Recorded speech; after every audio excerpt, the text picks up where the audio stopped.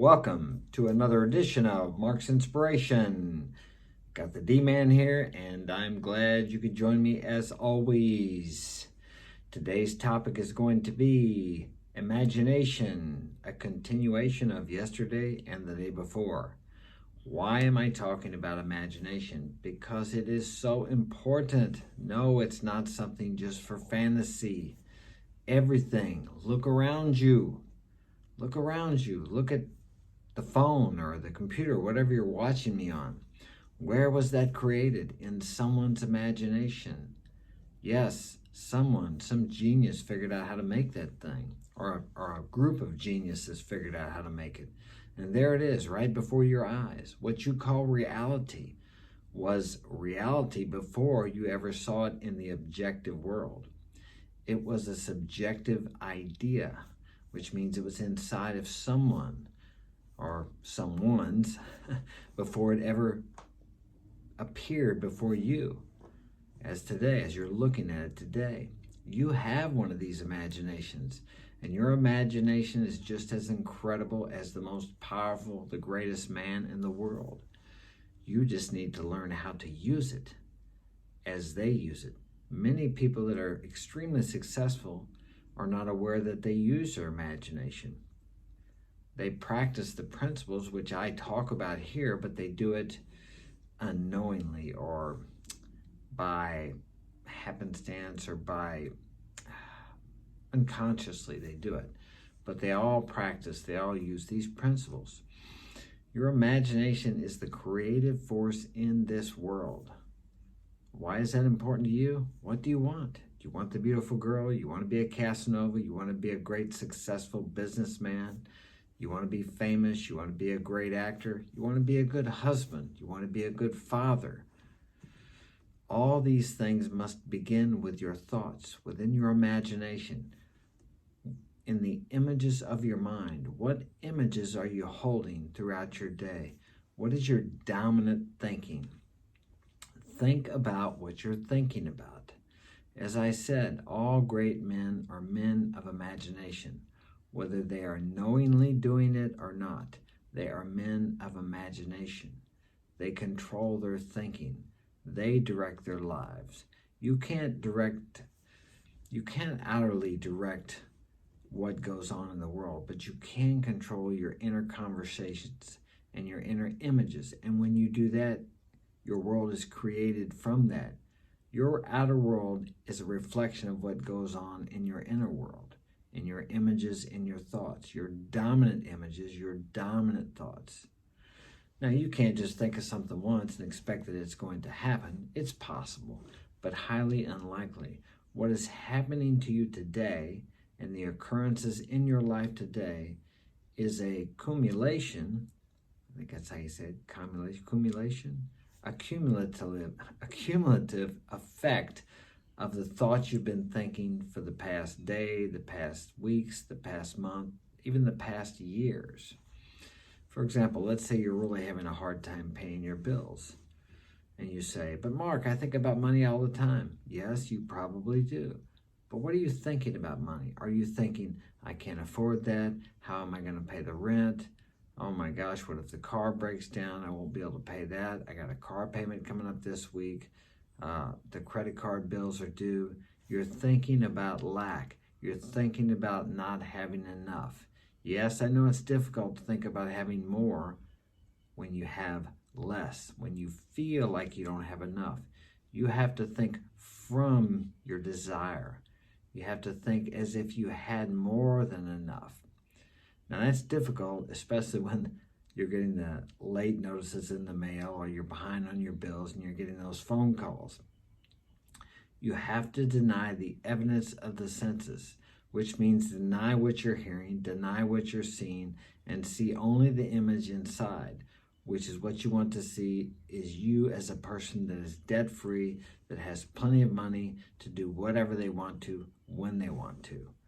So only you can do that. Now you can use affirmations, something simple, something that means something to you, something that moves you emotionally. One that I've heard and I use is, I have more money than I need. Another one is money comes to me easily and frequently in large amounts. My income is constantly increasing. One of those is from Louise Hay. They may both be from her. I can't remember if they're both from her or not. But these things repeated over and over and over again, even when you don't feel like it sometimes. Now, if you can get the feeling into it and think from a position of what those affirmations imply, then it can't help but come to pass in your outer world. Because that's how you've gotten to where you are today, in the debt you're in today. Or that's how you've gotten to where you're lonely today.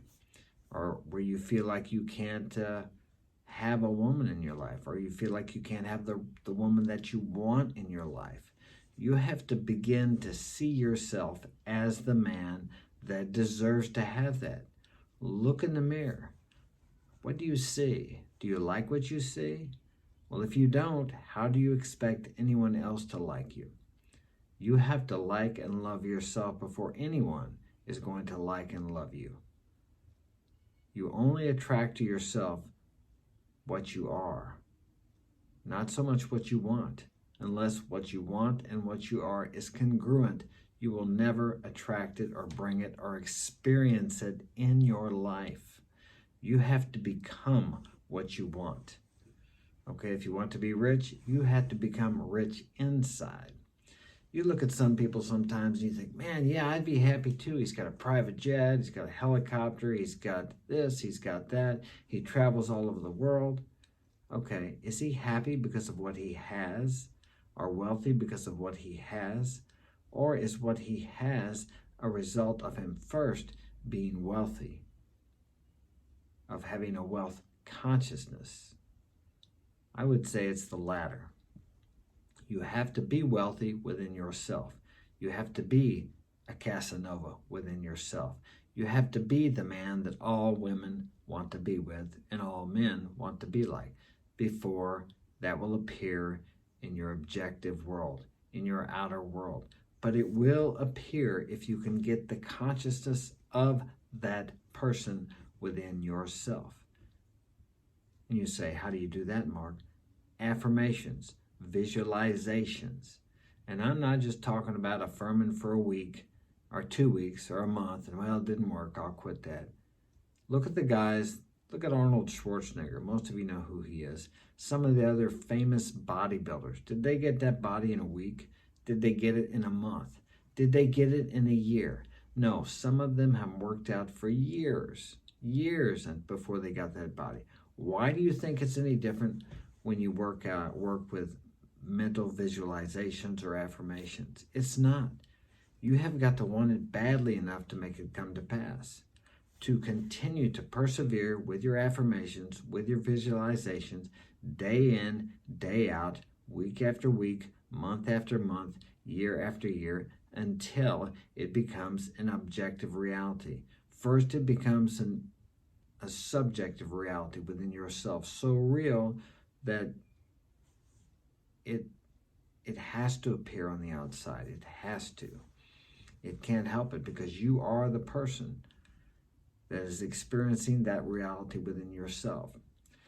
It amazes me how some people look at this as woo-woo. They call it woo-woo, some magical or something that's childish even. When you can look back through history and all the greatest men, whether they be leaders, warriors, mystics, religious leaders that started these great religions, all said basically the same thing. As a man thinketh in his heart, so is he. Marcus Aurelius said, a man's life is colored or dyed by his thoughts. Your dominant thoughts, your continuous thoughts. How would it be if your thoughts just manifested right away? You think, oh, that would be great. Yeah, what about when you got mad at your brother or your wife or your son and you wished he would have an accident or get hurt, or you wished he was dead, God forbid, and that happened? Thank God your thoughts are not that powerful, but your thoughts are incredibly powerful when focused on an objective and continually thanking them throughout the day as if what you desire has already come to pass. Visualizing what you desire as if you are experiencing it in the outer objective reality, but experiencing it only in the subjective reality within yourself. Then it will bear witness, the world will bear witness to what you have experienced within. It will bear witness on the without.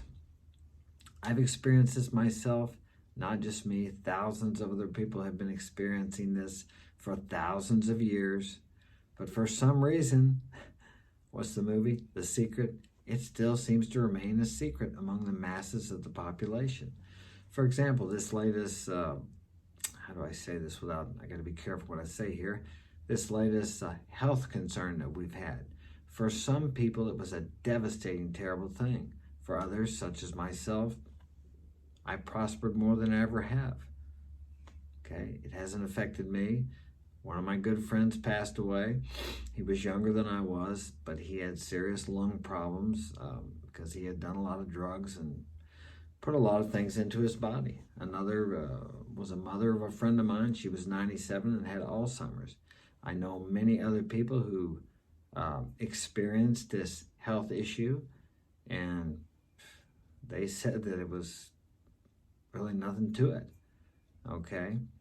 So for some people, it was a terrible thing. For others, because of the way they viewed it, it was not a terrible thing. Everybody gets to be right according to their beliefs. I won't go into the numbers and all that. We'll move on from that. That's a taboo subject here on YouTube. Well, it may not be now because it's past or it's passing. We'll just say it that way. But back to the imagination. That's where we were focusing on. That's what we were focusing on. Back to the imagination. You have one. But as with any other muscle in your body, think of it as a muscle. You have to use it. If you don't use it, you lose it. When you were a child, you were very imaginative. You may have been told, you're too imaginative. You got a vivid imagination, like there was something wrong with it. But then on the other hand, they may say, use your imagination. So nobody ever really gives us a definitive explanation of what imagination is and what it's used for and how powerful it can actually be. As I said, look around you. Everything you see was first created within the imagination of someone. I was going to go on to read some of these. I don't have much time because I've spoken too long. But we will read a couple from these. Mark Twain again says, "You can't depend on your eyes when your imagination is out of focus." So what is he saying there? He's saying deny the evidence of the senses. Okay, your eyes, your ears, your smell, your sight, okay, what you hear, those things. You must deny those things and see only what you can see in your imagination. And if you hold that long enough, as I said, it will become an objective reality in your world. Here's another one. Let me see.